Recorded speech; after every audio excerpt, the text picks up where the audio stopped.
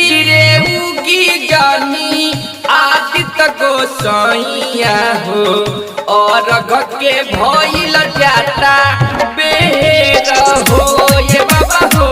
धीरे धीरे उगी जानी आदित्य गोसाइया हो और के भइल जाता बेर हो और के भइल जाता बेर हो। DJ Dilip Sharma recording by RRT Digital Recording Studio छोड़ादाना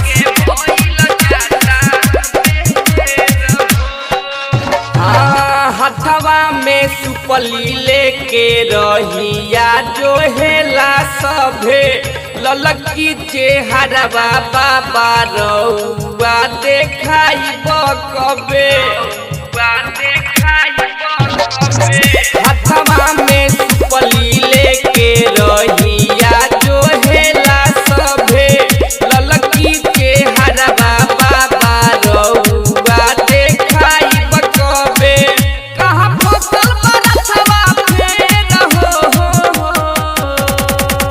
धीरे धीरे उगी जानी आदित्य गोसाइया हो और के भइल जाता बेर हो ये बाबा हो। धीरे धीरे उगी जानी आदित्य गोसाइया हो और के भइल जाता बेर हो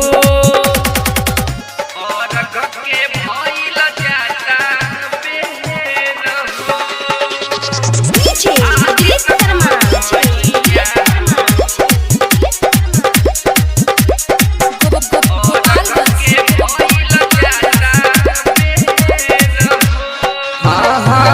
राइटर राकेश गिरी बानी माथे पगरी नंदकिशोर दरदी औनिस बाड़े राउर खबरी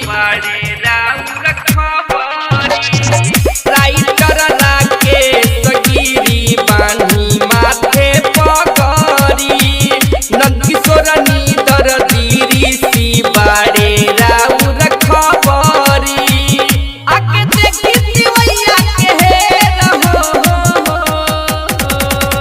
धीरे धीरे उगी जानी आदित्य गोसाइया हो और के भइल जाता बेर हो ये बाबा हो।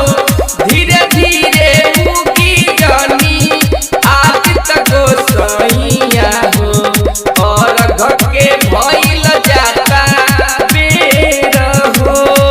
recording by RRT Digital Recording Studio छोड़ादाना।